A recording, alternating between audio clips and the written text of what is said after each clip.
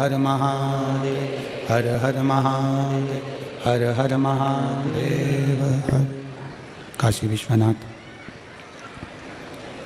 ओगरदानी त्रिकालदर्शी कैलाशी अविनाशी भगवान शिव, जिनकी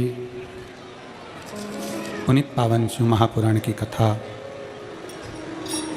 संपूर्ण विश्व के कल्याण हेतु बाबा देवादिदेव महादेव की कृपा से, उनकी करुणा, उनकी उदारता से आप और हम सभी वीरों की भूमि, क्रांतिकारियों की भूमि, बेलकेश्वर महादेव की भूमि, ओघड़नाथ की भूमि, माँ जगतजननी जगदम्बा अम्बा दुर्गा भवानी की भूमि मेरठ से इस कथा का लाभ ले रहे हैं। आज कथा का चतुर्थ दिवस है। कथा मंडप में विराजमान सभी संत, साधु, गुरुजन, तपस्वी जन, साधक, उपासक, ब्राह्मण जन एवं कथा के मुख्य आयोजक श्री केदारेश्वर सेवा समिति मेरठ, मुख्य यजमान श्री संदीप गोयल जी, श्रीमती रश्मि गोयल जी, श्री आशीष बंसल जी, श्रीमती पूनम बंसल जी, संरक्षक डॉक्टर ब्रजभूषण जयप्रकाश अग्रवाल जी, डॉक्टर राम कुमार जी गुप्ता, अध्यक्ष कृष्ण कुमार जी गुप्ता, महामंत्री आशीष बंसल जी, ऋषि अग्रवाल जी, राजेश जी, सुमित जी, अनिल जी, विपिन सिंघल जी, सुमित सिंघल जी, राहुल जी, अर्ची जी सिंहल जी, अर्चिन जी सिंघल जी, आशीष प्रताप सिंह जी, पवन बंसल, बबीता बंसल जी। एक बार सभी यजमान परिवार के लिए जोरदार ताली बजाकर स्वागत, वंदन, अभिनंदन, जिन्होंने इस पवित्र पावन शिव महापुराण की कथा का दिव्य और भव्य आयोजन कराकर आप और हमको कृतार्थ किया है। चतुर्थ दिवस की कथा है। आज कथा का चौथा दिन है, चतुर्थ दिवस है। प्रत्येक अवस्था के बाद में चौथी अवस्था जरूर आती है। बचपन गया, जवानी गई, अधेड़ी गई, फिर बुढ़ापा आ गया। ऐसा कोई संसार में जन्मा नहीं है जिसका बचपन जाते जाने के बाद में फिर जवानी, और जवानी के बाद अधेड़ी, और अधेड़ी के बाद बुढ़ापा नहीं आया।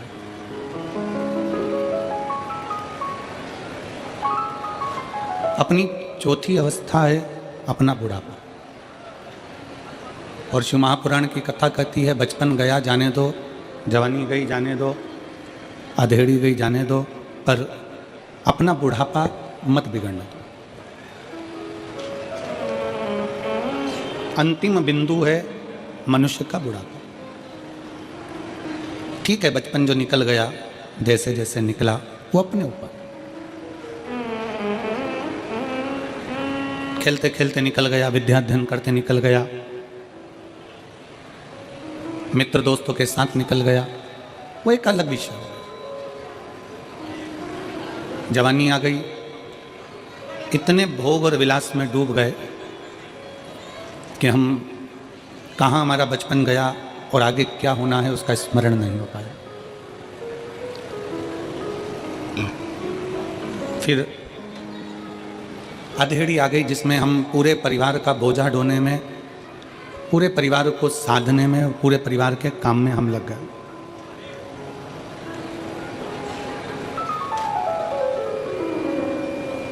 एक मनुष्य,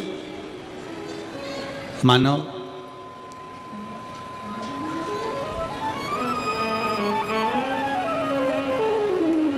गधा, कुत्ता और उल्लू, इन चारों की जो उम्र थी वो बिल्कुल बराबर की थी, 40-40 साल। मनुष्य भी 40 वर्ष का, गधा भी 40 वर्ष का, कुत्ता भी 40 वर्ष का और उल्लू भी 40 वर्ष का। सब 40 साल के थे, सबकी उम्र 40 वर्ष की थी और सब 40-40 वर्ष में रह रहे थे।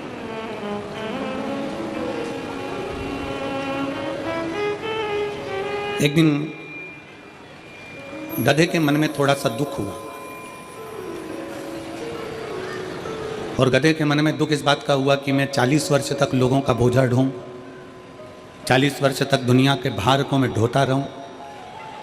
मेरी उम्र थोड़ी सी कम हो जाना चाहिए, मुझे कम उम्र चाहिए, मुझे इतनी उम्र चाहिए ही। गधा भगवान के पास में गया और गधा भगवान से विनय करा कि भगवान भोले बाबा, हे मेरे शंकर, हे त्रिकालदर्शी, कैलाशी, विनाशी, कुछ कृपा करो और मेरी उम्र आधी कर दो। तो भगवान ने भी कहा ठीक है, गधा बेचारा इतना परेशान है, लोगों का वजन ढोता है, बोझा ढोता है, इसकी उम्र आज से 20 साल कर दी जाती है। मनुष्य को बेचैनी होने लगी और मनुष्य तुरंत भगवान के पास पहुंचा कि भगवान, तुमने मुझे 40 वर्ष की उम्र दी है और 40 वर्ष की उम्र में मैं क्या करूंगा? 40 साल में तो एक ना एक दिन बस निकल जाएंगे ऐसे ही दिन और मैं मर जाऊंगा। मैंने इतना सारा कमाया, इतना सारा मैंने बनाया, इसका भोग कब करूंगा? भगवान ने पूछा तो तुझे क्या चाहिए? मनुष्य ने कहा कि जो गधे के 20 साल तुम्हारे पास में बचे हैं उसके आधे हो गए, 20 वर्ष जो गधे के बचे हैं वो मुझे दे दो। भगवान ने कहा गधे की उम्र लेकर तू क्या करेगा? नहीं, मुझे तो चलेगी, तुम तो दे दो। 40 साल का मनुष्य था, 20 साल भगवान ने गधे के दे दिए। कितने साल का मनुष्य हो गया? 60 साल। थोड़ी देर बाद कुत्ता आया और कुत्ते ने भगवान भोलेनाथ जी से कहा, बाबा मेरी 40 साल की उम्र, दरवाजे पर भोंकता रहूं, झूठन चाटता रहूं, चिल्लाता रहूं, दुम हिलाता रहूं, दरवाजे के बाहर पड़ा रहूं, मेरी उम्र कम कर दो। भगवान ने कहा कितनी कम कर दूं? बस आधी कर दो। भगवान ने उसकी उम्र 20 साल कर दी। कुत्ता 20 साल का हो गया। मनुष्य फिर आ गया, बाबा 60 में मेरा क्या होगा? भगवान ने कहा तो फिर क्या करूं? जो कुत्ते की बची है वो भी मुझे दे दो। ठीक है, ले जा। 20 साल कुत्ते की भी मनुष्य को दे दी। मनुष्य कितने का हो गया? जम के बोलो, जम के जरा, 80 का। थोड़ी देर बाद उल्लू आ गया। उल्लू ने भगवान से कहा, बाबा मैं 40 साल का और मेरी जिंदगी पेड़ों पर टंगे टंगे रात भर जगते जगते निकल जाए, ऐसी उम्र का मैं क्या करूंगा? मुझे सोने को ही नहीं मिले, रात रात भर जगता रहूं, चौकीदारी करता रहूं, ऐसी उम्र का मैं क्या करूंगा? मेरी उम्र आधी कर दो। भगवान ने कहा ठीक है उल्लू, आज से तू 20 साल का। थोड़ी देर बाद मनुष्य फिर आ गया और उसने भगवान से कहा, हर हर महादेव। भगवान 80 में मेरा क्या होगा? भगवान ने कहा उल्लू की बची है तो क्या चलेगी, ले जा। कितने का हो गया? 100 का। मनुष्य की असली उम्र कितनी है? 40। 40 साल वो जितना एंजॉय करता है, 40 साल में वो जितना विद्या अध्ययन करता है, 40 साल में वो जितना अच्छा दिखता है, 40 साल में जो वो उन्नति की सीढ़ी पर चढ़ता है, 40 साल में जो खाता है वो पच जाता है, 40 साल में कैसे भी वस्त्र धारण कर ले तो भी सुंदर नजर आता है। 40 साल की मनुष्य की जो उम्र है वो श्रेष्ठ उम्र। और 40 के बाद किसकी लगी है? जम के बोलो, गधे की। जैसे ही 40 से 60 की उम्र में आता है और गधे की उम्र जो चालू होती है तो बच्चे का विवाह करना है, बेटी की शादी करना है, मायरा बनने जाना है, कंधे पर बोझ बोझ बोझ बोझ बनता चले जाता है। मकान बनाना, दुकान बनाना, फैक्ट्री खोलना, बच्चों को लायक बनाना, ये बोझ उसके कंधे पर चालू हो जाता है। क्योंकि उम्र किसकी है? गधे। तो गधे जैसा उसको बोझा ढोना पड़ा। अब 60 तक तो उसने बोझा ढोया, 60 के बाद में फिर उम्र किसकी लग गई? कुत्ता की। 80 की उम्र में आया, 60 से 80 की उम्र में जैसे ही आता है और कुत्ते की जब उम्र लगती है तो अपना कमरा छोड़कर उसको हॉल में पलंग डालकर रहना पड़ता है। घर के लोग भी कह देते हैं ये कमरा मैं बच्चों को दूंगा, मम्मी तुम्हारे पोता पोती का कमरा है, ये वाला कमरा इनका है, वो कमरा उनका है, तुम हॉल में रह जाना। 80 की उम्र आती है तो बाहर दरवाजे के पास में खटिया डल जाती है, पलंग डल जाता है, कुर्सी डल जाती है। 80 की उम्र और वहीं बैठे बैठे पूरी चौकीदारी होती है। जैसे कुत्ता दरवाजे पर रहता है वैसे 80 की उम्र में अपने को रहना पड़ता है। 80 की और 80 की उम्र जैसी पूरी होती है फिर किसकी उम्र लग जाती है? उल्लू की। अब कई माताएं कहती हैं गुरुजी हमको नींद नहीं आती। हमने पूछा कितने साल के हो गए तो कहा 85 के। कोई भाई करे कि गुरुजी हमको नींद नहीं आती, हमने पूछा कितने के हो गए, 83 के। अब उनको कौन समझाए कि 80 से 100 के बीच की जो उम्र है वो उल्लू की उम्र है। तुम कितनी भी नींद की गोली खा लो, रात को 2 बजे से लेकर 5 बजे के बीच में तुम्हारी नींद खुलेगी जरूर, क्योंकि तुम्हें उल्लू की उम्र लगी है, उल्लू की उम्र लगी है, तो वो खुलना ही है।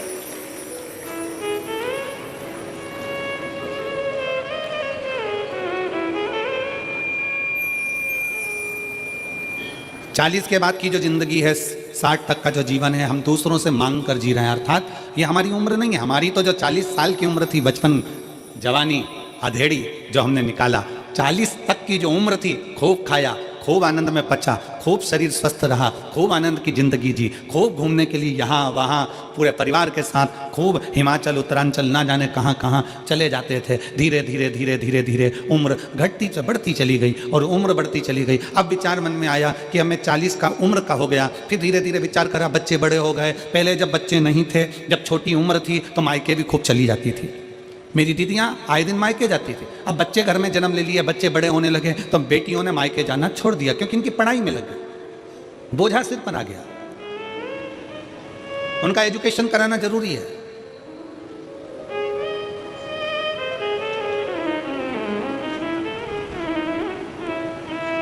और धीरे धीरे धीरे धीरे धीरे हमारी 40 वर्ष की उम्र कहाँ चली जाती है, और गधा की उम्र, कुत्ता की उम्र, उल्लू की उम्र 40 से 60, 60 से 80, 80 से 100, ये उम्र कब लगती चली जाती है हमको खुद मालूम नहीं पड़ता।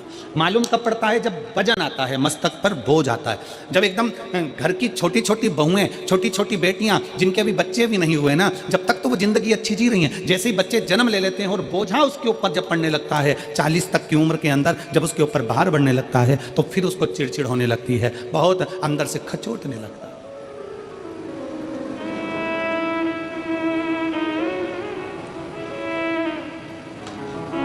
जीवन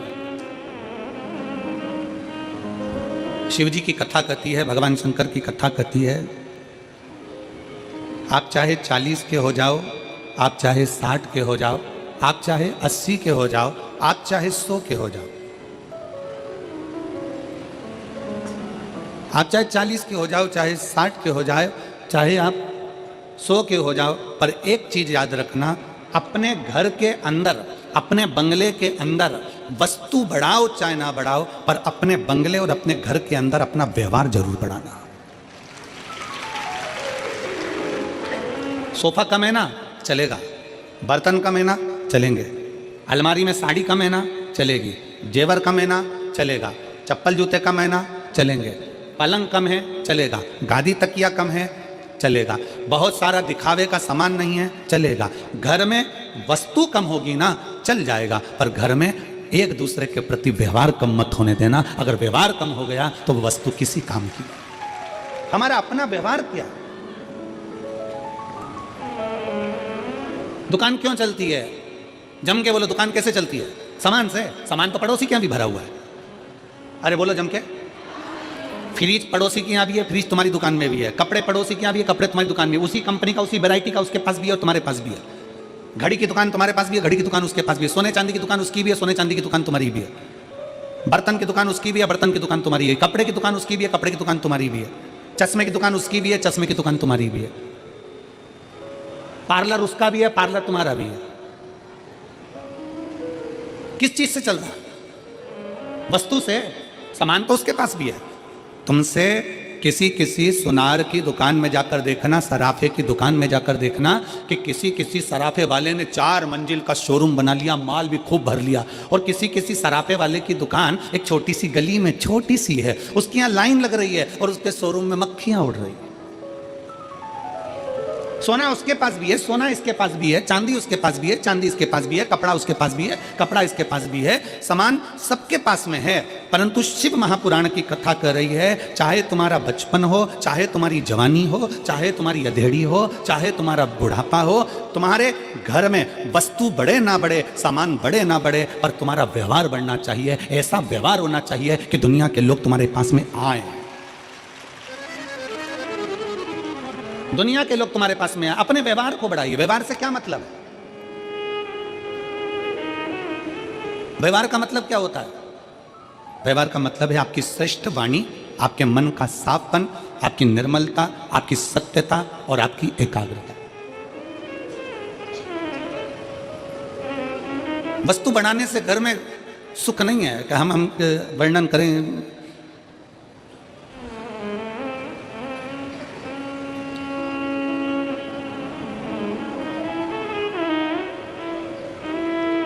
अभी हम इस कथा के पहले 3 दिन के लिए दुबई की कथा करने के लिए गए थे। एक बुजुर्ग माता की वो कथा थी, और दुबई की जो कथा थी एक बुजुर्ग माता की कथा थी, और वो कथा श्री शिव महापुराण समिति दुबई ने कराई, जिसमें 8 से 9 यजमान बने।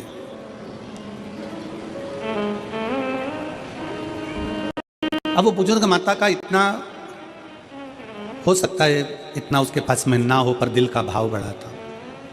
उसने पूरे मोहल्ले की माताओं को एकत्रित करा, कई समितियों को एकत्रित करा, फिर एक अग्रवाल परिवार को रखा, फिर एक अन्य परिवार चंद्राकर राधिका से बहुत सारे परिवार उन्होंने वहाँ रखे, बहुत सारे परिवार।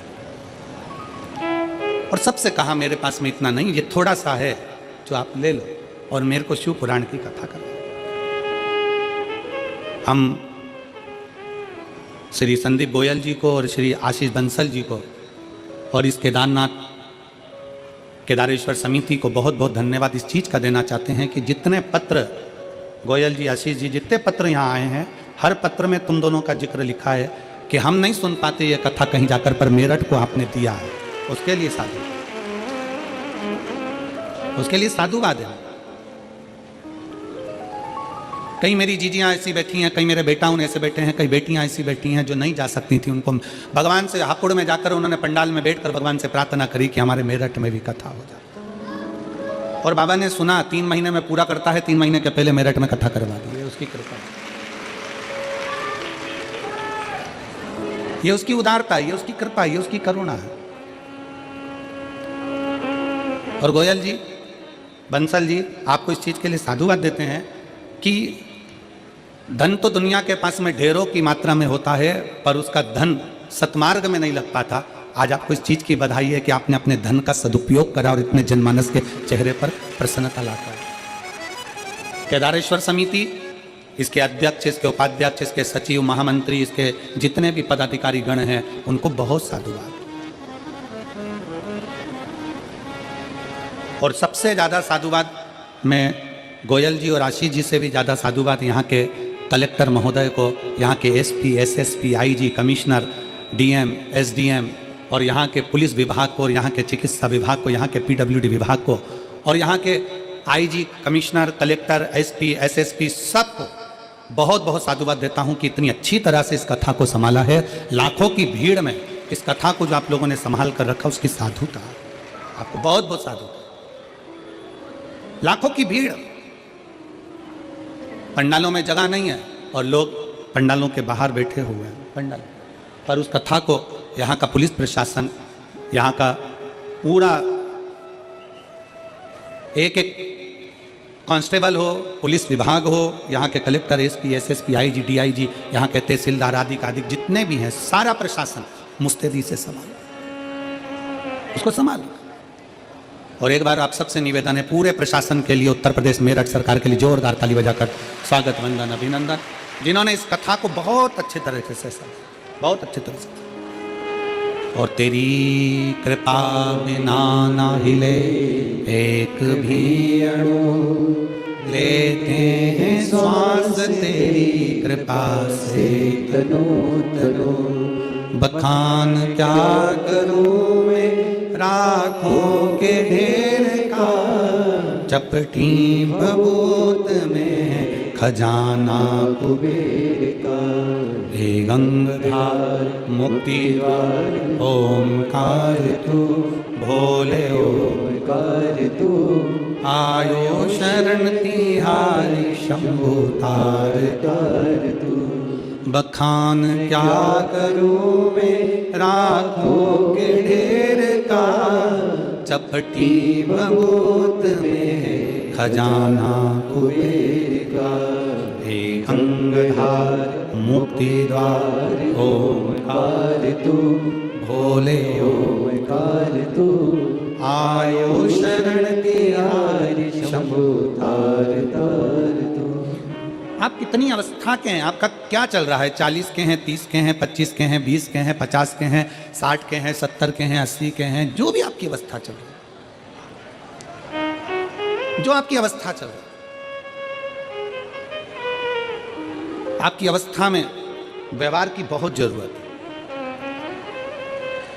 आज के समय में एक बात बहुत अच्छे से धारण कर कर रखना कि घर में सब कुछ है।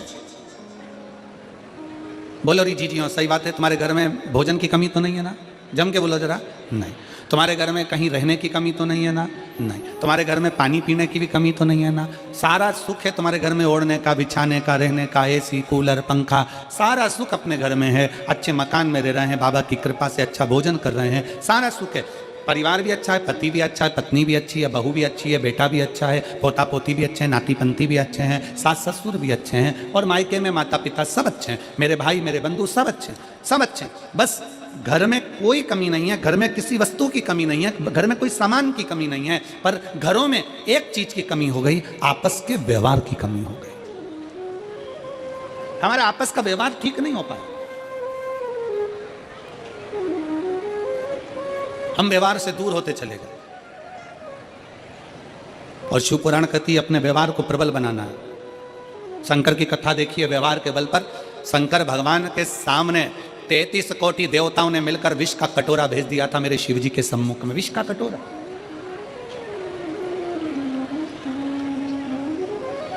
मेरे बाबा के सामने एक विष का कटोरा आ गया, शंकर जी के सम्मुख में विष का कटोरा।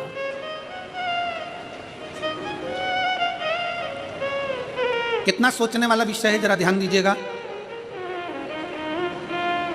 बहुत सावधानी से कथा सुनिए। जिस कथा के लिए आप लोग आए हैं ना, इस कथा को बड़े दिल से श्रवण करिए।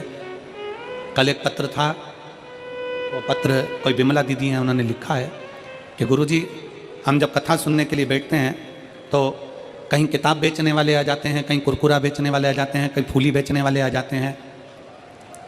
गुरुजी हम हरिद्वार से रोज केवल कथा सुनने के लिए रुड़की, कहीं से रुड़की हरिद्वार के पास में है साथ, रुड़की से हम कथा सुनने के लिए रोज आते हैं प्रतिदिन। हमारा 1000-2000 रुपये रोज का खर्च होता है, पर उसके बीच में भी ये लोग इतना सामान, किताब बेचने वाले, कहीं सामान बेचने वाले आते रहते हैं, तो हमारी कथा चूक जाती है और हम बड़ी आस से कथा सुनने के लिए आते हैं। मेरा आप सबसे निवेदन है, जितने किताब बेचने वाले हों, जितने सामान बेचने वाले हों, आपसे भी निवेदन है, जितने लोग बैठे हुए कथा में, अगर कोई बेचने बेचने वाला आए, उसका हाथ पकड़कर उसको बाहर निकाल कर कहना भैया कथा सुनने थे, रोड पे जाके बेचो, पर कथा श्रवण करना। जितने दिल से सुन सकते हो, जितनी ये झोली तुम भर सकते हो, उतना बटोर लो इसको। जितना दिल लगा सकते हो बाबा से, उतना दिल लगा लो तुम, जितना लगा सकते। कहीं किस्मत होगी आपकी और हमारी, कहीं सौभाग्य होगा आपका और हमारा, जो आप और हम इस कथा को श्रवण करने के लिए बैठे हैं।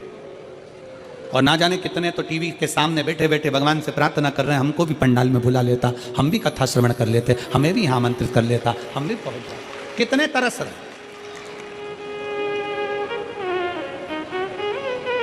आपके घर में वस्तु की कमी नहीं, व्यवहार की कमी होती जा रही है, और अपना व्यवहार हमें श्रेष्ठ बनाना। शंकर जी की कथा कहती है, शिव जी के सामने 33 कोटि देवताओं ने मिलकर विष का कटोरा लाकर रख दिया। विष का कटोरा भगवान शंकर के हाथ में दे दिया, ये विष है, ये विष।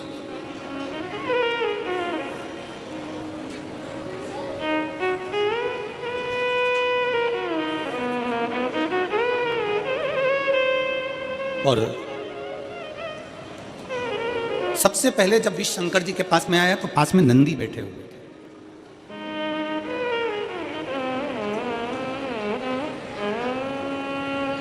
शंकर जी के सम्मुख में नंदी बैठे थे। जैसे ही देवता विष का कटोरा लेकर आए तो नंदी उठकर खड़े हो गए। नंदी उठे, खड़े हुए,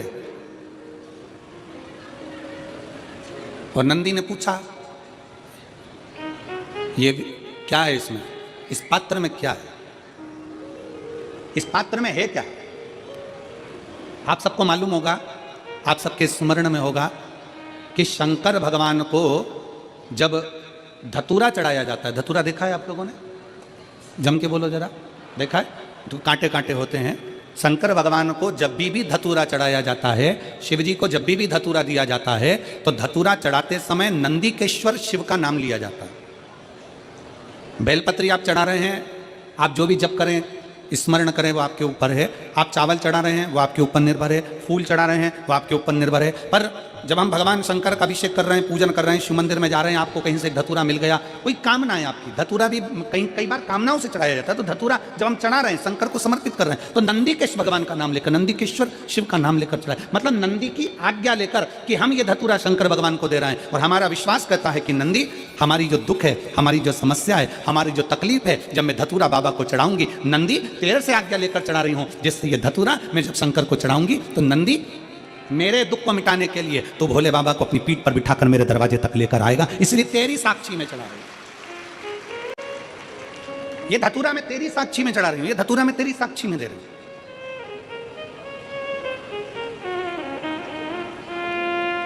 ये मैं तेरे विश्वास पर, तेरे भरोसे पर दे रही हूं। एक पत्र है,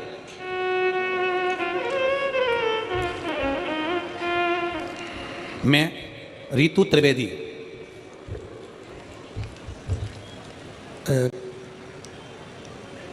नाम आप लोग पढ़ के बता देना क्या लिखा है, तो हम बोल देंगे, ठीक है। मैं रीतु त्रिवेदी, पत्र में मो चौक अमरोहा, क्या लिखा है, अमरोहा, अमरोहा यही है क्या आसपास में?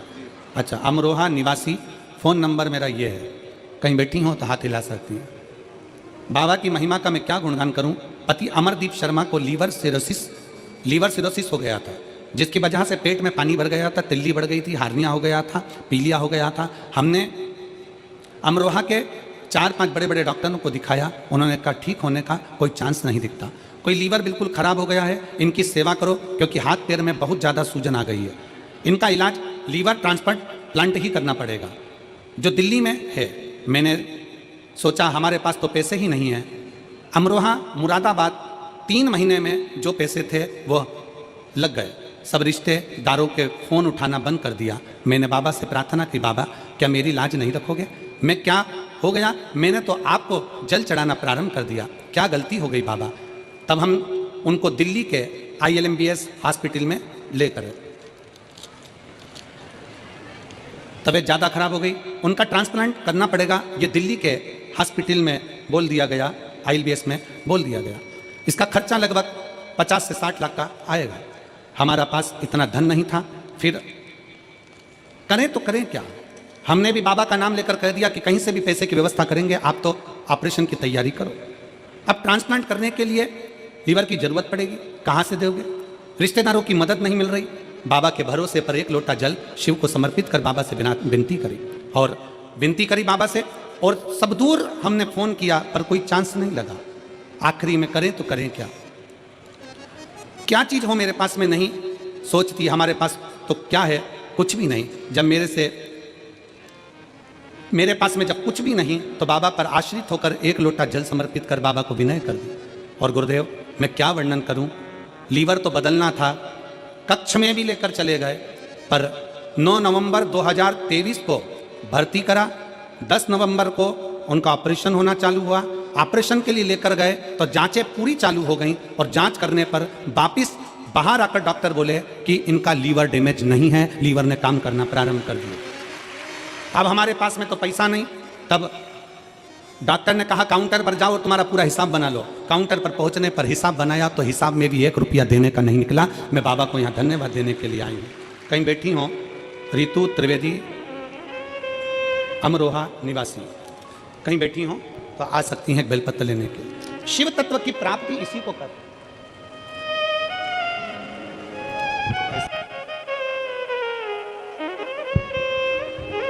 शिव तत्व की प्राप्ति इसी को कहते हैं। भगवान शंकर की उदारता इसी को कहते हैं। शिव जी के पास में, भगवान शंकर के पास में विष का कटोरा पहुंचा है, विष का कटोरा। और जब भोलेनाथ जी के पास में विष का कटोरा आया, शंकर भगवान के पास में जब विष का कटोरा पहुंचा, तो सबसे पहले नंदी ने पूछा, सबसे पहले नंदी पूछ रहा है। नंदी ने विचार किया, क्या है इसमें? कहा, देवताओं ने कहा इसमें विष भरा हुआ है, विष भरा, विष। हाँ। किसके लिए लेकर आयो? कौन पिएगा ये? देवताओं ने कहा ये विष हम भगवान शंकर के लिए लेकर आए। शिव पिएंगे? हाँ। नंदी की आंख में से आंसू बहने लगे। जैसे ही आंख में से आंसू बहे वहीं पर भृंगी खड़ा था और भृंगी ने पूछा कि ये आज नंदी तुम रो रहे हो, तुम्हारी आंख में आंसू भरे हुए? नंदी किस लिए? नंदी कहते हैं आज भोले बाबा के लिए। दुनिया के लोग कोई बेलपत्र लाता है, कोई जल लाता है, कोई दूध लाता है, कोई सामग्री लाता है, पर आज मेरे भोले बाबा के लिए विष आया।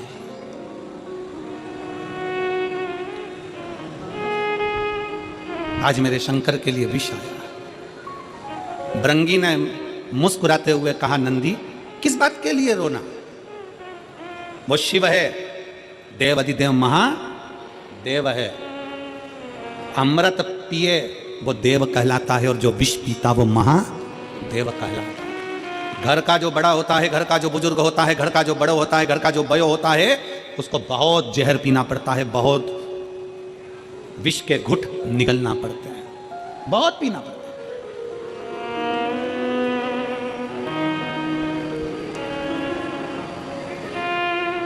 दुख झेलना पड़ता है। घर का बड़ा जो होता है ना, घर का जो बुजुर्ग होता है, मेरा सभी माताओं से निवेदन है, मेरे घर के बुजुर्गों से निवेदन है, मेरे सम्मुख में बैठे हुए माता पिताओं से निवेदन है कि एक बात अपने भीतर उतार लो। 60 के बाद तुम्हारे सिग्नेचर तुम्हारे ऑफिस में नहीं चलते। चलते हैं? अरे जम के तो बोलो नहीं। 60 के बाद तुम्हारे सिग्नेचर तुम्हारे ऑफिस में नहीं चलते तो तुम अपने घर में क्यों चलाते हो? 60 के बाद अपने भीतर एक बात अंदर उतार के रखो कि 60 के बाद मुझे ऐसे रहना है जैसे अपने घर में एक बच्चा रहता है, सबसे व्यवहार बनाकर, सबसे प्रेम रखकर, किसी को टोकना नहीं है, किसी को अपशब्द कहना नहीं है, किसी को ताने देना नहीं है। अपनी चिड़चिड़ प्रवृत्ति, अपने भीतर का क्रोध, अपने भीतर का चिड़चिड़पन मुझे आज कथा के पंडाल में छोड़ देना है और घर जाऊंगी तो ऐसी जाऊंगी जैसे निर्मल हृदय से जाते हैं। अपने क्रोध को घर पर छोड़ दो, अपने क्रोध को पंडाल में छोड़ दो, अपने भीतर की जो चिड़चिड़ प्रवृत्ति है, जो अहंकार है, जो क्रोध है, जो हमारे भीतर का क्रोध समाया हुआ है, वो फेंक दे। और हम क्या करते हैं? हम ये विचार में रहते हैं, बहू को कुछ नहीं आता, बेटों को कुछ नहीं आता, बेटी को कुछ नहीं आता, दामाद को कुछ नहीं आता, छोटे भाई को कुछ नहीं आता, छोटी दुल्हन को कुछ नहीं आता, इसको कुछ नहीं आता, उसको कुछ नहीं आता, बस केवल अपने को। ना 60 की अवस्था के बाद में ये विचार करना है कि हमको थोड़ा सा संभाल कर अपनी जिंदगी को जीना है, खूब अच्छे से रहो, एक से बढ़कर एक साड़ी पहनो, एक से बढ़कर एक सूट पहनो। 60 के बाद में तुम खूब अच्छे कपड़े पहनो, मना नहीं करेंगे, खूब अच्छे अच्छे जेवर पहनो, आभूषण पहनो, रतन माणिक मोती पहनो, अच्छा अच्छा खाओ पियो, एंजॉय करो। पर इतना याद रखो कि 60 की अवस्था के बाद में अपनी वाणी पर थोड़ा सा संयम रखो, अपने व्यवहार को प्रबल बनाओ, अपनी वाणी को प्रबल बनाओ, मिठासता से परिपूर्ण बनाओ, मिठासता से। आज के जमाने में सबसे बड़ी बीमारी एक ही है, वो है शुगर की बीमारी। कौन सी बीमारी? जम के बोलो जरा। शुगर की बीमारी। पहले के समय में मेरी बुजुर्ग माताएं बैठी हैं, यहां पर जितनी बुजुर्ग माताएं हैं उनसे पूछना कि पहले के समय में शुगर होती थी क्या? जम के बोलो जरा। नहीं, पहले के समय में चाय इतनी मीठी पीते थे कि होठ चिपक जाते थे, और चाय पी के सो जाते थे तो चींटी चिपक जाती थी। बोलो सही है कि गलत है? और इतनी सी चाय पीते थे क्या? हाफ कप पीते थे क्या? नहीं।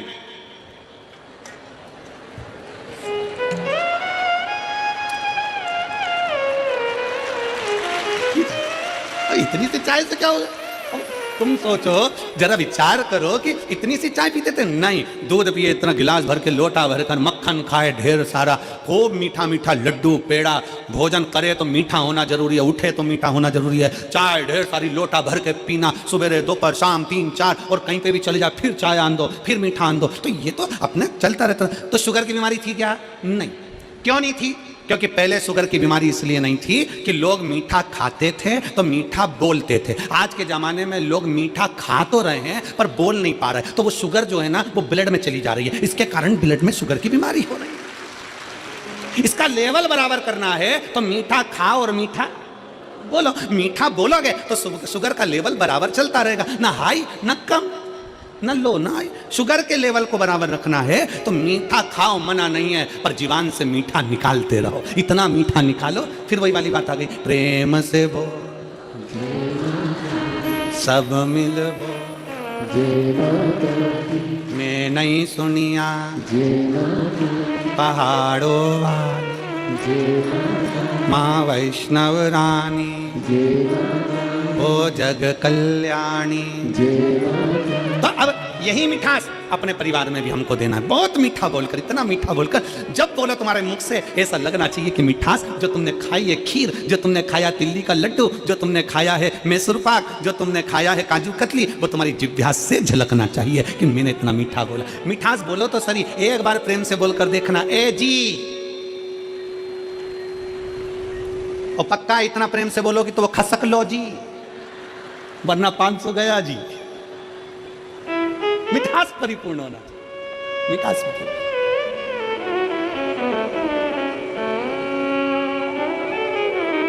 इस प्रेम की वाणी को बढ़ाना है। नंदी और नंदी के मन में भाव आया, नंदी रो रहे हैं, रो रहे। भृंगी ने कहा क्यों रोना, घर का जो बड़ा है ना, घर का जो बुजुर्ग है ना, घर का जो बयो है ना, वो विष बहुत पीता है, बहुत पीता है। आप बहुत बुढ़ापा आए ना तो बहुत अच्छी जिंदगी जियो, मना नहीं है, बस इतना जरूर याद रखो कि अपनी वाणी में, व्यवहारिकता में कमी मत आए। बहुत खुश होकर जियो। और मेरा बहुओं से निवेदन है, बेटियों से निवेदन है, आपकी भी व्यवहारिकता में और आपकी भी वाणी में कमी मत आने देना। क्यों? क्योंकि एक सीरियल पहले चला था, सास भी कभी बहू थी।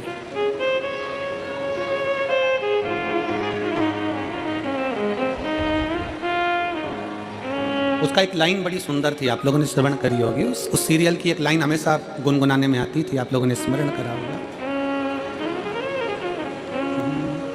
क्या तूने पाया है, क्या तूने खोया है, क्या तेरा लाभ है, क्या हानि, क्योंकि यहीं से बैकुंठ को जाना है। शिव शंकर एक ठिकाना है, कर ले भोले का भजन, क्योंकि यहीं से बैकुंठ को जाना है। शिव शंकर एक ठिकाना है, अंतिम बिंदु है शंकर की शरणागत। बच्चा हो ना, उसको भी मीठा बोलना सिखाओ। बड़ा हो तो वो भी मीठा बोलना सीखे, बुजुर्ग हो वो भी मीठा बोलना सीखे।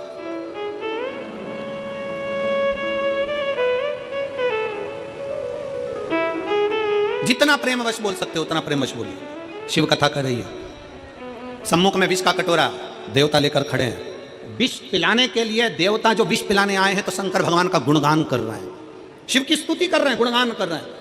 शंकर भगवान तो ऐसे हैं, शंकर भगवान तो वैसे हैं, शंकर भगवान तो ये कर दे, शंकर भगवान तो वो कर दे। सारे देवता 33 कोटि देवता शंकर भगवान का गुणगान कर रहे हैं, क्योंकि शंकर जी विष पीने के लिए कटोरा सामने। सावधान मेरठ, सावधान। जब किसी को आपसे काम निकालना है तो वह आपका बहुत गुणगान करेगा, बहुत। जब किसी को आपसे काम निकालना है बहुत गुणगान करेगा, और काम निकला तो गुणगान करेगा नहीं, फिर कोई कुछ बोलेगा नहीं। इसलिए सावधान रहें, सावधान। कोई बहुत ज्यादा प्रशंसा करे ना, आपकी बहुत ज्यादा प्रशंसा करे तो हाथ जोड़ लिया करो, और अपने भीतर जो भगवान बैठा है ना, उस शंकर को धन्यवाद दिया करो। ये प्रशंसा मेरी नहीं है बाबा, ये प्रशंसा तेरी है, क्योंकि कथा तू करा रहा है, कथा तू सुन रहा है, कथा तू बोल रहा है। मैं सुन भी नहीं रहा, मैं करा भी नहीं रहा, और मैं बोल भी नहीं रहा। ये सब कुछ तेरा, मेरा है ही नहीं कुछ।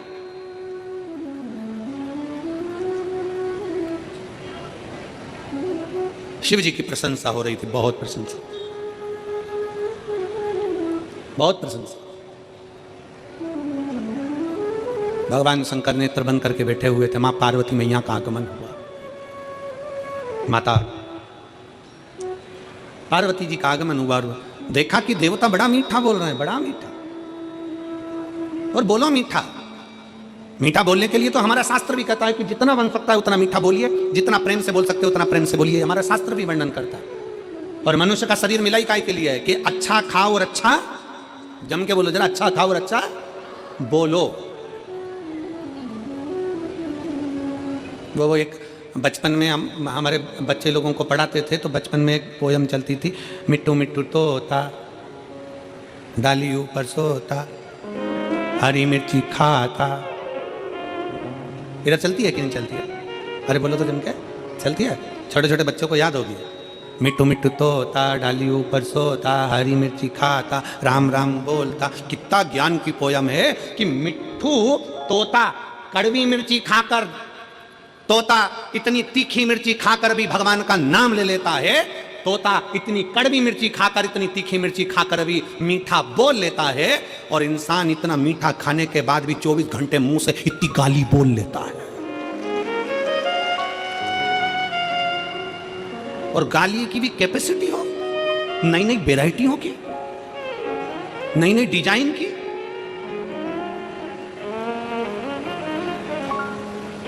कितना सुंदर है। एक पक्षी भी हमको सीख दे रहा है कि पक्षी अगर कड़वी चीज खा रहा है, पक्षी अगर तीखी चीज खा रहा है तो भी मीठा बोल रहा है। तो ये तो हम मनुष्य हैं, हम मानव में वो विद्वत्ता होना चाहिए, हम मनुष्य में वो विद्वत्ता होना चाहिए, हम मानव में वो प्रेम और वो विद्वत्ता प्रबल होना चाहिए कि हम कितना मीठा बोले, हमारी मिठास क्या हो, हमारे शब्दों की वाणी का प्रभाव क्या हो। हम मीठी वाणी कैसे बोल सकते हैं, हमारे भीतर के शब्द कैसे होना चाहिए। अपनी शब्दों की मिठासता का स्मरण रखें। शंकर भगवान के सम्मुख में एक कटोरा विष का आया, विष का कटोरा। शिव जी के सम्मुख में एक विष का कटोरा आया, और शंकर भगवान की साक्षी में जब विष का कटोरा आया, सम्मुख में जब विष का कटोरा पहुंचा, शंकर भगवान प्रसन्न थे, पर मां जगत जननी जगदम्बा दुर्गा भवानी की आंखों में जल था। मां जगत जननी के नेत्रों में जल भरा हुआ था, मां जगदम्बा के नेत्रों में जल भरा हुआ था, मां की आंखों में जल। और माता की आंख में जब जल भरा हुआ था, नेत्रों में जब जल भरा हुआ था, फिर पूछा नंदी ने, मां, नंदी पूछ रहा है, ए मां, आप आंसुड़ा क्यों ढलका रही हो? मां, आपके नेत्रों में जल क्यों है? किस लिए? आप क्यों रो रही हो मां? पार्वती जी कहती हैं कि शंकर भोले हैं, मैं अपने पति को जानती हूं, उनका एक नाम भव है, भव। शिव जी का एक नाम भव है, और भव का मतलब है कि दुनिया में किसी को दुखी नहीं देख सकते वो। अगर आप तकलीफ में हो और शंकर को पुकार रहे हो, शंकर को एक लोटा जल चढ़ा रहे हो, तो शंकर भगवान को आना ही पड़ेगा, कोई उनको रोक नहीं सकता, शिव आते ही हैं। एक पत्र है,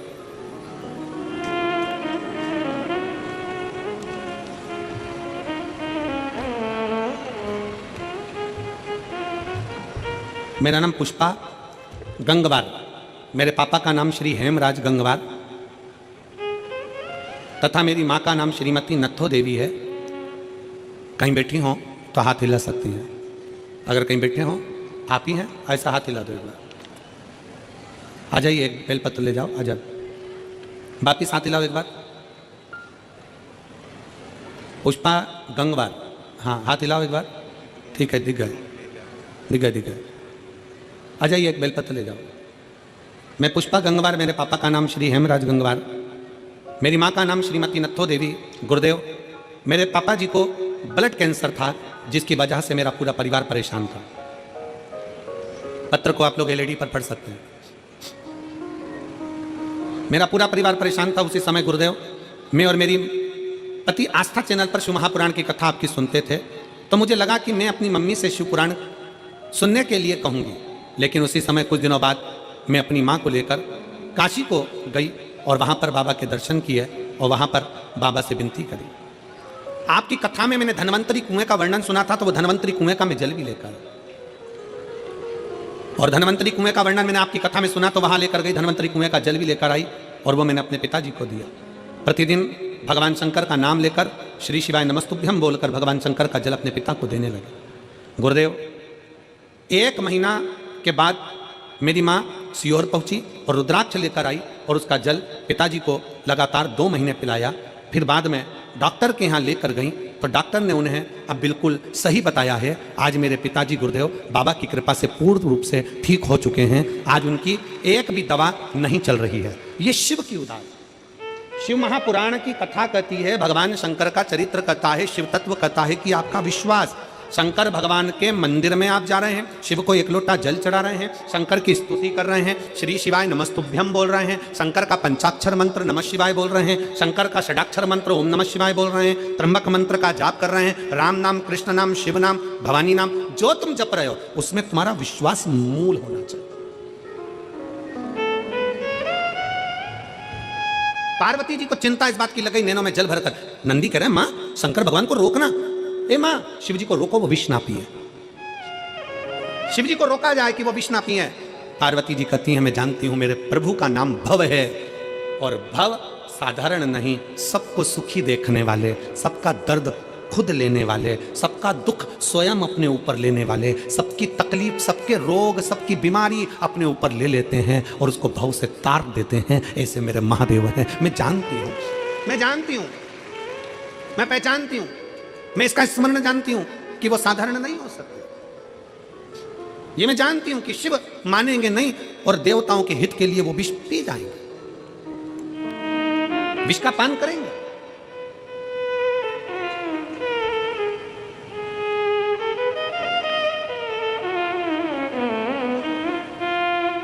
मेरी जीजियों, मेरे जीजाओं, मेरी माताओं, मेरे भाई, बेटियों, बेटाओं, आप लोग कथा में आए हो ना, कितना किसका दुख है, किसकी कितनी तकलीफ है, आप खुद जानते हो। हमें मालूम नहीं है, हम कोई अंतर्यामी मंत्रयामी नहीं है, और ना तुम्हारा हम भूत जानते हैं, ना तुम्हारा हम वर्तमान जानते हैं, और ना हम तुम्हारा भविष्य जानते हैं। हमें हमारा ही नहीं मालूम तो हम तुम्हारा क्या खाक बताएं।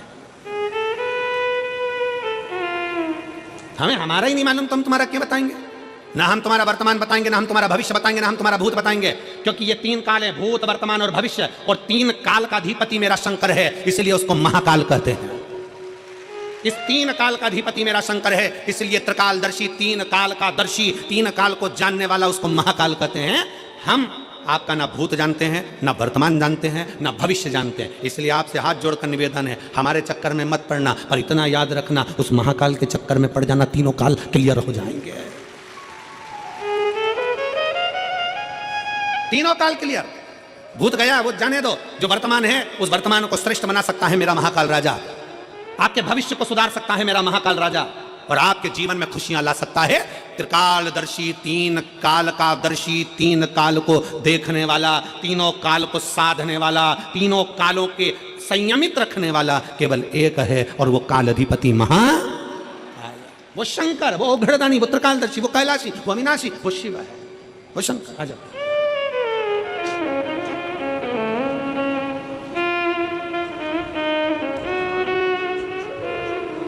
पुष्पा गंगवा, ये आपके पिताजी लो मां।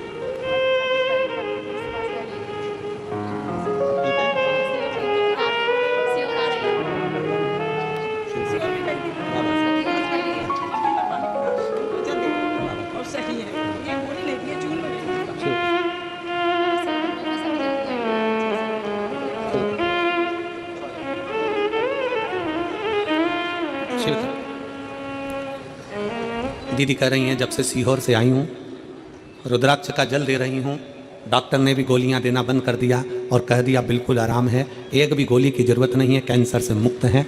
ये शिव तत्व है, ये शंकर। एक विश्वास, शंकर को भव कहा गया, शंकर को भव, शंकर को भव, इसीलिए आप लोगों को बारंबार स्मरण में लाते हैं कि शिव के सिवा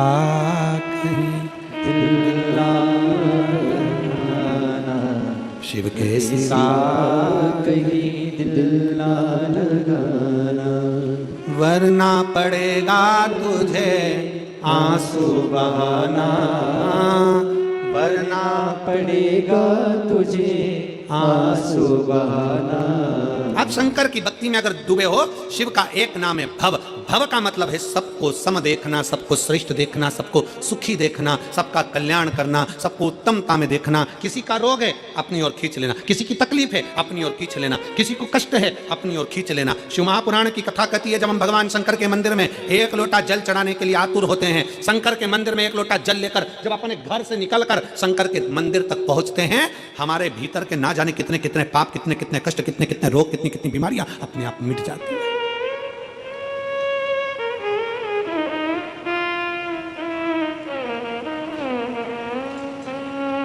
कितना सुंदर एक प्रसंग आता है। घर का माहौल ठीक करने में सबसे बड़ी जवाबदारी होती है घर के पितरों की। किनकी? जम के बोलो जरा। पितरों की। पितर कौन? जो प्राण छोड़कर चले गए, जो गए। घर के माहौल को ठीक करने में सबसे बड़ी जवाबदारी होती है पितरों की। सबसे बड़ी जवाबदारी है पितरों। पितर जब 16 दिन श्राद्ध में पृथ्वी पर आते हैं, उनको आर्यमा स्वामी, पितरों के देव आर्यमा स्वामी जब पितरों को कौवे पर बिठा कर लेकर आते हैं और उनको इस भूमंडल पर पितृलोक में से लाकर इस पृथ्वी पर छोड़ते हैं, आपके और हमारे सबके घर के पितर अपने अपने घर में दरवाजे पर खड़े होकर भाग ग्रहण करते हैं। आप भोजन बनाते हो, ब्राह्मण को भोजन देते हो, गाय को देते हो, कुत्ता का भोजन देते हो, कौवे का भोजन देते हो, भूखे को भोजन देते हो, अन्न पानी देते हो, वो पितर लेते हैं। कितने दिन लेते हैं? जम के बोलो जरा। 16 दिन। 16 दिन पितरों ने तुमसे अन्न भाग लिया, पानी लिया, भोजन लिया, धूप लिया, ध्यान लिया। 16 दिन तक पितरों ने धारण करा। पितर 16वें दिन यहाँ से जाने लगते हैं। जब पितर जाते हैं, उस समय पर जाते हुए पितरों के सामने आर्यमा स्वामी खड़े होते हैं, पितरों के देवता, और कहते हैं, पितरों तुम्हें 16 दिन तुमने इनके घर का भाग ग्रहण करा है, 16 दिन तक तुमने इनके घर का खाया है, तो तुम इनको वर्ष भर सुखी रहने का वर देकर जाइए। वर्ष भर सुखी रहने का वर देकर जाइए। इनका घर का माहौल ठीक कर कर जाइए, इनके घर की अशांति मिटा कर जाइए, इनके घर में सुख समृद्धि देकर जाइए। ये आर्यमा स्वामी कहते हैं, पितरों के देवता कहते हैं।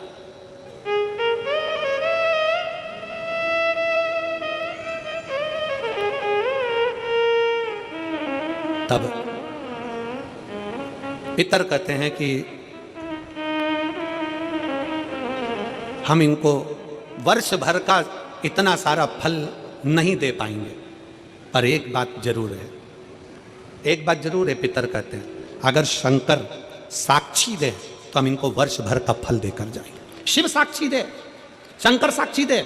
इसलिए शिव महापुराण में लिखा है, मंगलवार का व्रत कर लो, शुक्रवार का व्रत कर लो, गुरुवार का व्रत कर लो, बुधवार का व्रत कर लो, चतुर्थी का व्रत कर लो। सारे व्रत, दुनिया के जितने व्रत होते हैं, तीज, चतुर्थी, छठ, जितने व्रत करना है कर लो। सारे व्रत का फल देवता कब देते हैं? अगर देवी का व्रत करोगे तो भी शंकर के बिना वो फल आपको नहीं मिल सकता। बृहस्पतिवार का व्रत करोगे तो भी शिव के बिना नहीं मिल सकता। शुक्रवार का व्रत करोगे तो भी शंकर के बिना नहीं मिल सकता। सारे व्रत का फल कब मिलता है? किसी भी देवता का व्रत करो पर फल कब मिलेगा? जब शंकर भगवान की आज्ञा होगी, क्योंकि मृत्यु लोक का देव अधिदेव महादेव है। ब्रह्मा जी ब्रह्मलोक में, भगवान विष्णु वैकुंठ लोक में, इंद्र इंद्रलोक में, गरुण गरुण लोक में, वरुण वरुण लोक में, मृत्यु लोक का देव है देव अधिदेव महादेव। अगर किसी देवता का भी व्रत करोगे, फल पहले शंकर जी से पूछा जाएगा, तब दिया जाएगा। शिव की आज्ञा बिना कोई फल भी नहीं मिलता। पितरों ने कहा, अगर शंकर हाजिरी दे, शंकर अगर कहें तो हम दे दें। आर्यमा स्वामी पितरों को लेकर शिव जी के पास पहुंच गए। पूरा पितरलोक खाली पड़ा हुआ था, पूरा पितरलोक खाली। बाबा के धाम कैलाश में पितर खड़े हुए हाथ जोड़कर विनय कर रहे हैं। शिव जी ने पूछा आर्यमा स्वामी से, आर्यमा आज सारे के सारे पितरों को लेकर तुम यहां आए हो, क्या बात है, क्यों आए हो? आर्यमा का कहना है, बाबा पितर अपने अपने घर के माहौल को सुधारना चाहते हैं, शांति देना चाहते हैं, लक्ष्मी देना चाहते हैं, समृद्धि देना चाहते हैं, वैभव देना चाहते हैं, वंश की वृद्धि करना चाहते हैं, पर आपके बिना यह संभव नहीं हो सकता। पितर क्या चाहते हैं?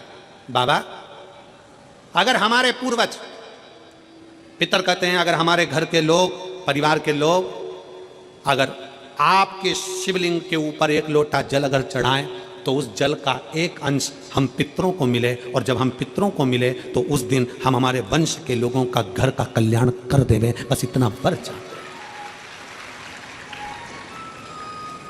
शिव महापुराण की कथा कहती है, शंकर भगवान को जब घर में से एक लोटा जल लेकर निकलते हो ना, जब शिव को एक लोटा जल चढ़ाते हो ना, उसका एक अंश पितरों को मिलता है। और जब घर में पितरों को अंश, एक लोटे जल में से थोड़ा सा अंश पितरों को भगवान शंकर देते हैं, तो घर के पितर तुम्हारे को वर प्रदान करते हैं, तुम्हारे घर में शांति का अनुभव होता है और वैभव और सुख और वंश की वृद्धि होती है। शिव के करीब में पितृ भी विराजमान। कई लोग मंदिर के अंदर, एक पत्र है, उस पत्र में बहन जी ने एक प्रश्न किया,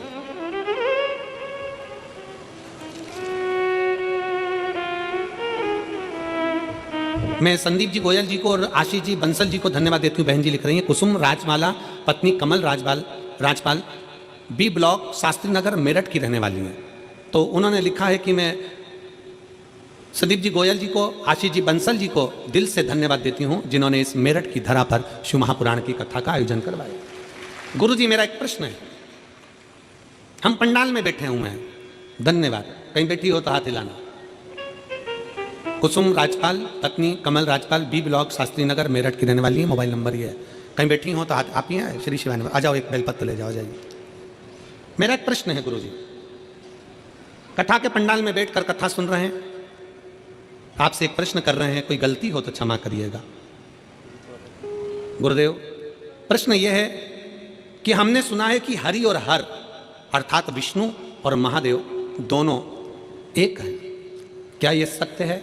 मेरा दीदी से निवेदन है, हरि और हर में कोई अंतर नहीं है, दोनों एक ही हैं, दोनों एक हैं। गुरु जी, क्या मैं हरि के लिए तुलसी की माला और हर के लिए रुद्राक्ष की माला पहन सकती हूँ? शिव महापुराण की कथा में हमने बहन पहले भी वर्णन किया कि तुलसी और रुद्राक्ष दोनों आप अपने गले में धारण कर सकते हो। शंकर हरि हर का रूप है, वो कृपा बरसाता ही है। कोई अगर आपसे कह दे कि रुद्राक्ष पहनने वाला तुलसी नहीं पहन सकता, कोई आपसे कह दे कि तुलसी पहनने वाला रुद्राक्ष नहीं पहन सकता, समझ लेना केवल आपको पागल बना रहा है। हमारा शास्त्र कहता है, हमारा शास्त्र वर्णन करता है, अगर शास्त्र का अध्ययन करें, शिव महापुराण पढ़े, स्कंद पुराण पढ़े, लिंग पुराण पढ़े, नर्मदा पुराण पढ़े, कुर्म पुराण पढ़े, विष्णु पुराण पढ़े, अग्नि पुराण पढ़े, पद्म पुराण पढ़े, ब्रह्म वैवर्त पुराण पढ़े, नारद पुराण पढ़े, देवी भागवत पढ़े, एक एक पुराण में आपको उसका वर्णन मिलेगा कि हम भगवान की नारायण की तुलसी भी अपने गले में धारण कर सकते हैं और भगवान शंकर का रुद्राक्ष भी हम अपने गले में धारण कर सकते हैं। दोनों कृतार्थ कर देते हैं, दोनों कृतार्थ। डबल इंजन की सरकार।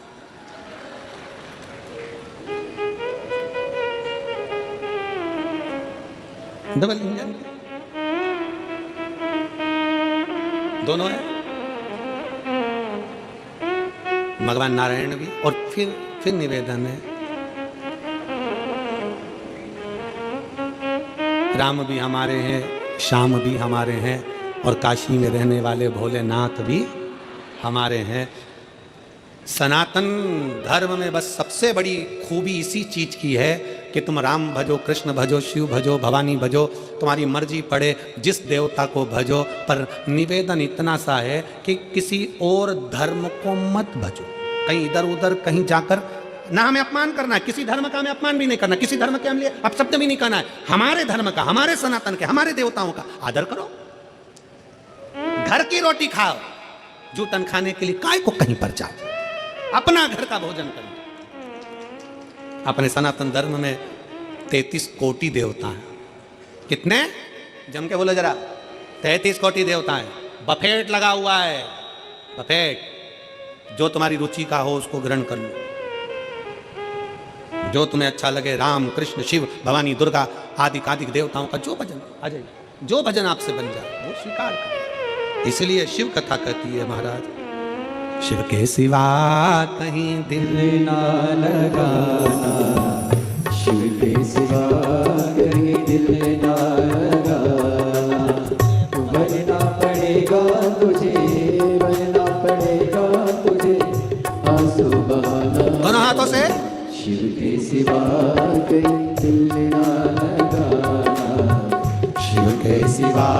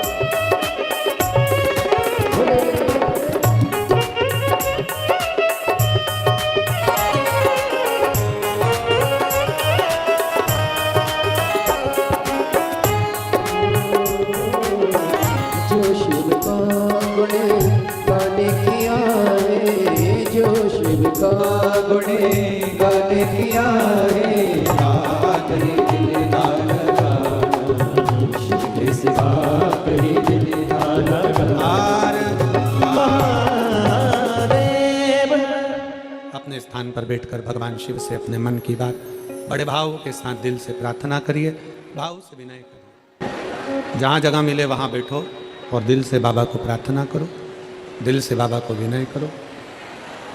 बहुत दूर दूर से आप लोग आए हैं और इसी प्रार्थना के लिए लोग कथा के पंडाल में भक्त शिव भक्त पहुंचते हैं। जहां जगह मिले वहां बैठकर भाव से कहिएगा, साथ में बोलना है। आपकी आवाज हम तक, हमारी और आपकी आवाज शंकर तक पहुंचे। दिल से प्रार्थना करें।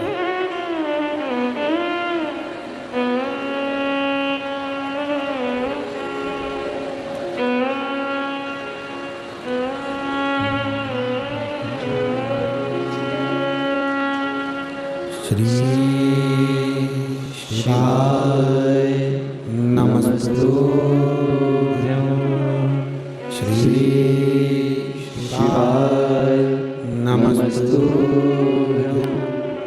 श्री शिवाय नमस्तुभ्यं। श्री शिवाय नमस्तुभ्यं। श्री शिवाय नमस्तुभ्यं। भोला सब दुख काटो हमारा, ओ भोला सब दुख काटो हमारा। शिव शंकर जपूं तेरी माला, भोले बाबा जपूं तेरी माला। भोला सब दुख काटो हमारा, ओ भोला सब दुख काटो हमारा। वेश है मंगल मंगलकारी, वेश है मंगल मंगलकारी। शमशान वासी हमारा, शमशान वासी हमारा। ओ भोला सब दुख काटो हमारा, ओ भोला सब दुख काटो हमारा। भगवान देवादिदेव महादेव से अपने मन का भाव व्यक्त करिए। शिव कथा कहती है, शिव जी के सम्मुख में आया हुआ हलाहल विष जहर पार्वती मैया जानती हैं कि शंकर बिना पिए रहेंगे नहीं। क्यों? क्योंकि शिव भव है।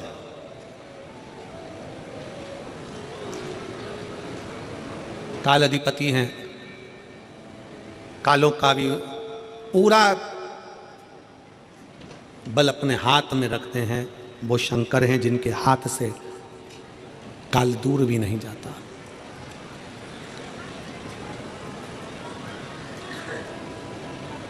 शिव ओघड़ी है, ओघड़दानी है। ओघड़दानी का मतलब मालूम है ना आप लोगों को?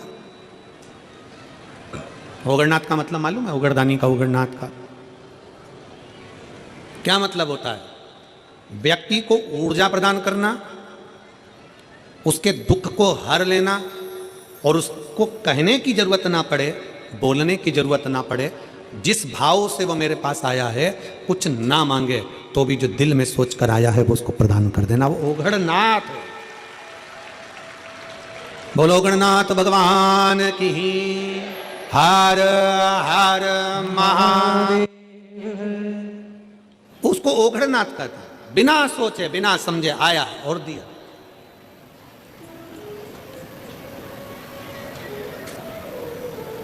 जो मांगा वो उसे प्रदान कर दिया होता है। एक बच्चा अपने पापा से बोला, पापा पापा ओ पापा। पापा जी बोले, क्या बोले? मुझे डीजे दिला दो। पापा बोले, डीजे का दिला दूं? बजाऊंगा। पापा बोले, तुझे डीजे दिला दी और तू पूरे दुनिया के लोगों को परेशान करके रख देगा, पूरे मोहल्ले को परेशान कर देगा। बेटा बोला, नहीं पापा, मैं रात को बजाऊंगा। जब सब सो जाएंगे तब डीजे बजाऊंगा। वो ओघड़नाथ है।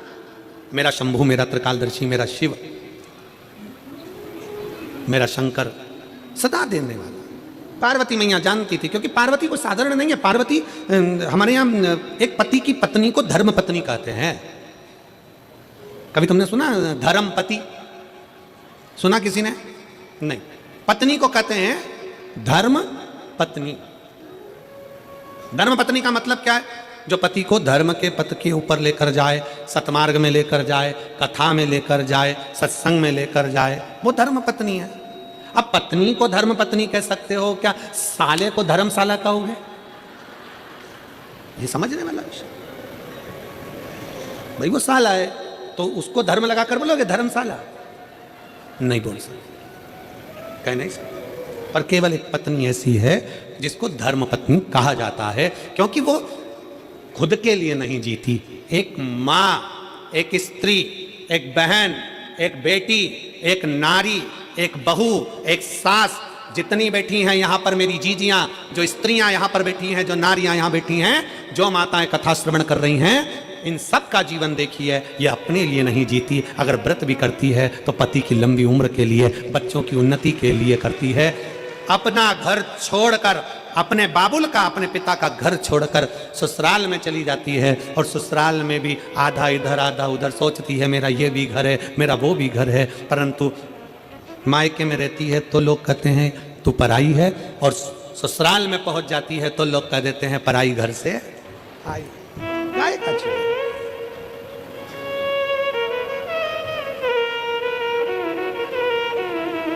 खुद के लिए नहीं जीती, स्वयं के लिए नहीं जीती। वो पूरा जीवन उसने अपने परिवार को दिया है, पूरे परिवार,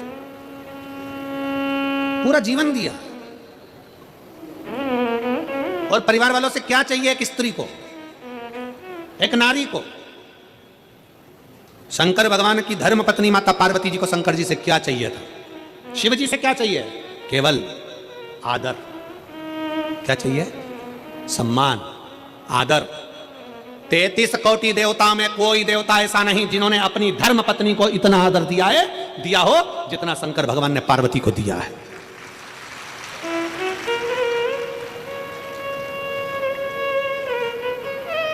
कौन से देवता जिनकी पत्नी चली गई और वो रोए हों?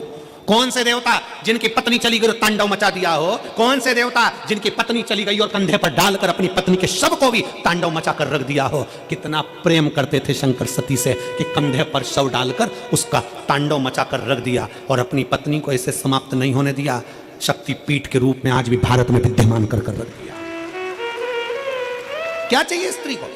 स्त्री तुम्हारे लिए जीती है, काम तुम्हारे लिए करती है, पूरा घर तुम्हारे लिए संभालती है, बच्चों को बड़ा तुम्हारे लिए करती है, परिवार को संजो कर चलती है। एक नारी को चाहिए क्या? केवल एक पुरुष के द्वारा, चाहे पति हो, पिता हो, जेठ हो, देवर हो, बेटा हो, चाहे घर का नाती पंती हो, चाहे जमाई हो, चाहे दामाद हो, एक स्त्री को केवल सम्मान चाहिए, आदर चाहिए, आदर की वाणी चाहिए, सम्मान के शब्द चाहिए, उसे और कुछ नहीं चाहिए, सम्मान। 33 कोटि देवता में देवताओं ने भले अपने पास में अपनी देवियों को बिठाया होगा, अपने पास बिठाया होगा। आप देखिए, माता लक्ष्मी भगवान नारायण के पास में है, उनके चरणों में है। ब्रह्माणी जी के पास में है, राम जी के पास में सीता है, कृष्ण कन्हैया के पास में राधा जी हैं, सब देवता के पास में सारी देवियां हैं, उनके नजदीक में है। केवल एक शंकर भगवान है जो अपनी पत्नी को अपने पास में नहीं, अपने से ऊंचे बिठाते हैं। इसलिए शंकर के मंदिर में पार्वती का स्थान ऊंचा होता है। शिव जी से ऊंचा पार्वती का स्थान है। उज्जैन चले जाओ, महाकाल बाबा जमीन पर विराजमान है और पार्वती मैया ऊंचे स्थान पर। सोमनाथ चले जाओ, माता पार्वती ऊंचे स्थान पर बैठी हैं। आप ओमकारेश्वर चले जाओ, माता पार्वती ऊंचे स्थान पर बैठी हैं। शंकर भगवान के मंदिर में पार्वती मैया का स्थान ऊंचा है, क्योंकि शंकर भगवान अपनी पार्वती को ऊंचे स्थान पर रखते हैं, आदर देते हैं, सम्मान देते हैं। और जिस घर में नारी का सम्मान होता है, उस घर में कभी बरकत की कमी नहीं होती। इसलिए पार्वती मैया को शंकर भगवान ने सम्मान दिया तो उनके घर में रिद्धि भी आई, उनके घर में सिद्धि भी आई, और उनके घर में बुद्धि भी आई। अगर जहां नारी का सम्मान होता है, वहां रिद्धि, सिद्धि, बुद्धि तीनों आती है। आज के जमाने में अगर कोई नारी से पूछा जाए क्या चाहिए, केवल सम्मान। अच्छे से तो बोलो जी, प्रेम से तो बोलो। शादी में जा रहे हैं, गाड़ी लेकर भुड़ करते जा रहे हैं, चले जा रहे हैं, खाना खा के बस निकले ही थे, और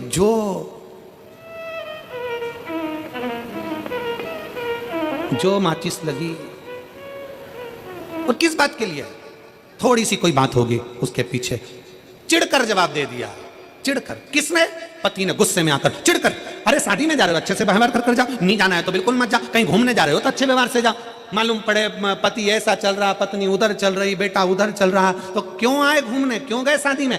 व्यवहारिकता, प्रेम। अभी कथा कह रही थी वस्तु और व्यवहार में सबसे ज्यादा जरूरी है, जम के बोलो, व्यवहार। तुम भले उसको चांदी की थाली में रोटी मत खिलाओ, पर चांदी जैसे बोल तो बोलो रे, सम्मान के शब्द तो बोलो रे, इज्जत के वाणी तो बोलो। व्यवहारिकता खत्म।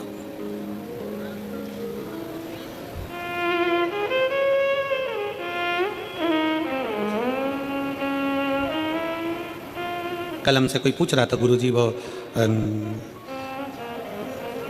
शादी में ठंड का मौसम चल रहा है, दिल्ली में इतनी ठंड पड़ रही है, उत्तराखंड में भयंकर ठंड है, उत्तर प्रदेश में ठंड है, मध्य प्रदेश में ठंड है। शादी में लोग जा रहे हैं, पुरुष लोग तो कोट पहन लेते हैं, टाई पहन लेते हैं, नीचे जूता मोजा पहन लेते हैं, माताएं एकदम ऐसे वस्त्र पहनती, इनको ठंड नहीं लगती, इनको ठंड नहीं लगती। हमने कहा नहीं, लगती तो है, पर शादी में एक दूसरे को देख के इतनी अंदर से जल जाती है ना कि आग अंदर के अंदर भरी रह जाती है। ठंड समार भीतर की अंदर, इनको ठंड नहीं लगती। शिव पुराण कह रही है, अरे भाई क्यों जलना, क्यों ईर्षा रखना, क्या किसको रोइए, चादर तान के सोइए। आग लगे बस्ती में, अपन रहो मस्ती में। जो जितना आप शब्द बोले उतनी खजूर वाली चोटी बनाओ डिजाइन की, और जोरदार बना बनू के। कोई तुमसे कहे पानी डालने जाती है, शंकर जी को जल चढ़ाने जाती है, ऐसा करती है वैसा करती है, जितना जितना बोले उतना उतना उसके सामने पानी का लोटा हाथ में लेके बड़ी डिजाइन में जा, बड़े प्रेम से। आग लगे बस्ती में, अपन रहो मस्ती में। क्या किसको रोइए, चादर तान के सोइए। अरे कई माताएं कहती, कई बेटियां कहती, अरे गुरुजी उसने ऐसा कह दिया, कई बहुएं कहती उन्होंने ऐसा कह दिया, उसने ऐसा बोल दिया, कई लड़के कहते उसने ऐसा कह दिया, उसने वैसा कह दिया। अरे दूसरे कहते रहेंगे तो क्या अपन जीना छोड़ देंगे? लोग अच्छा बोले बुरा बोले। क्रिकेट देखा है? बोलो तो जम के। क्रिकेट देखा है? फुटबॉल देखिए, हॉकी देखिए, कबड्डी देखिए, खो खो देखिए। मैदान में क्रिकेट हो रहा है, मैदान में फुटबॉल खेली जा रही है, मैदान में हॉकी खेली जा रही है, पूरा ग्राउंड खचाखच भरा है, सब चिल्ला रहे हैं, और क्रिकेट वाला अपना बैट अपना बॉल चला रहा है। उसको मालूम है ये चिल्लाते रहेंगे और मुझे अपना कर्म करना है, इसलिए मुझे आगे बढ़ना है। दुनिया चिल्लाती रहेगी, अब शब्द कहती रहेगी, ताने देते रहेंगे, गालियां देते रहेंगे, लोग चिढ़ते रहेंगे, आपस में बीच बीच में कुड़ते रहेंगे, पर अपने को अपना छक्का और चौका लगाते रहना है और आगे बढ़ते रहना। अपन बढ़ो ना।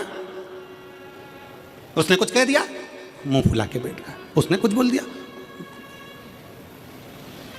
पति आया दुकान से,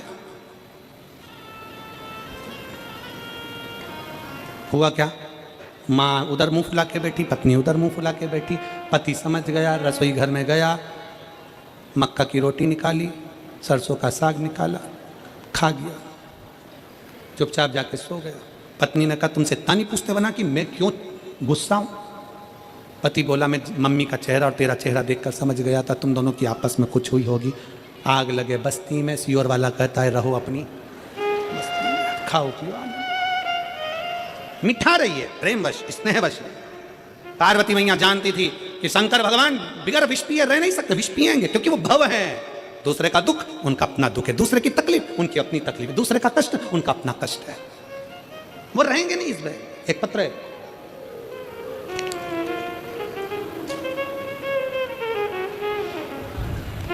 मैं बीना वर्मा, निवासी मेरठ, शारदा रोड।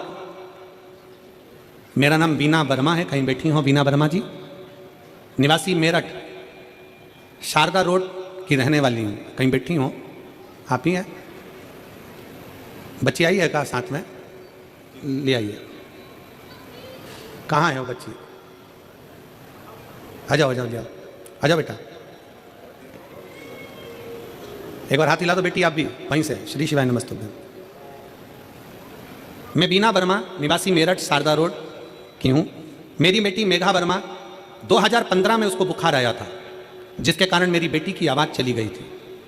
मैंने दिल्ली, मेरठ और आसपास के सभी जगह का दिखाया, गले के सभी टेस्ट कराए, सभी रिपोर्ट्स आई, पर आयुर्वेदिक, एलोपैथिक सभी दवाइयाँ 2015 से करती रही, पर बेटी की आवाज़ नहीं आई। मैं थक गई, दवाइयाँ करा करा कर परेशान हो गई। आखिरी में क्या करती? किसी के कहने पर टीवी के माध्यम से आपकी कथा सुनना प्रारंभ करी। आपने जो उपाय बताया वो मैंने सब उपाय किया, और गुरुजी, मेरी बेटी को मैं शंकर के मंदिर ले जाती, शंकर के ऊपर एक लोटा जल चढ़ाती, सोमवार का व्रत कराती, पशुपतिनाथ का व्रत कराती। मुझे नहीं मालूम था कि शिव ऐसे हैं। एक लोटा जल और पंडाल में बैठकर कथा सुनने का क्या इतना फल मिल सकता है। मैं मंदिर में झाड़ू लगाती, पोछा लगाती, बाबा से प्रार्थना करती। और गुरुदेव, बाबा बाबा है, शिव शिव है। जो कहीं नहीं हुआ वो शंकर ने कर दिखाया। 2015 से मेरी बेटी बोलती नहीं थी और 2024 में बाबा ने मेरी सुन ली और एक लोटा जल चढ़ाती, रुद्राक्ष का पानी देती और आज मेरी बेटी पूर्ण तरह से बोलना चालू कर दी। 2024 में मेरी बेटी की वाणी आ गई। मैं शिव को नमन करने के लिए आई। शिव शिव है। आज मेरी बेटी की आवाज़ अच्छे से आ गई है और वो बोल रही है, सुनती भी और बोलती भी। मेरे बाबा की एक कृपा है। जिसकी आवाज़ 2015 में चली गई, आज छोड़ दी गई हो सब तरह से। बीना वर्मा, निवासी मेरठ, शारदा रोड की रहने वाली हूँ। एक लाइन अच्छी लिखी है, आप परम गुनगुनाते हैं। भोले बाबा तेरी नौकरी सबसे बढ़िया है, सबसे खरी। भोले बाबा तेरी नौकरी सबसे बढ़िया है, सबसे खरी। शिव पर आश्रित हो जा, उसके भरोसे, उस पर करा गया विश्वास। इस पत्र में एक बात उन्होंने लिखी, सारी दवाइयाँ होम्योपैथिक, आयुर्वेदिक, एलोपैथिक सब कर लिया, पर आवाज 2015 से गई, वापिस नहीं है। सब किया, आखिरी में उसके आश्रित हो गए। उसके मंदिर में झाड़ू लगा ली, पोछा लगाना चालू कर दिया, सेवा करी, लोटा भर जल चढ़ाना प्रारंभ करा, शिव की चढ़ी हुई बेलपत्र को पाना पड़ा।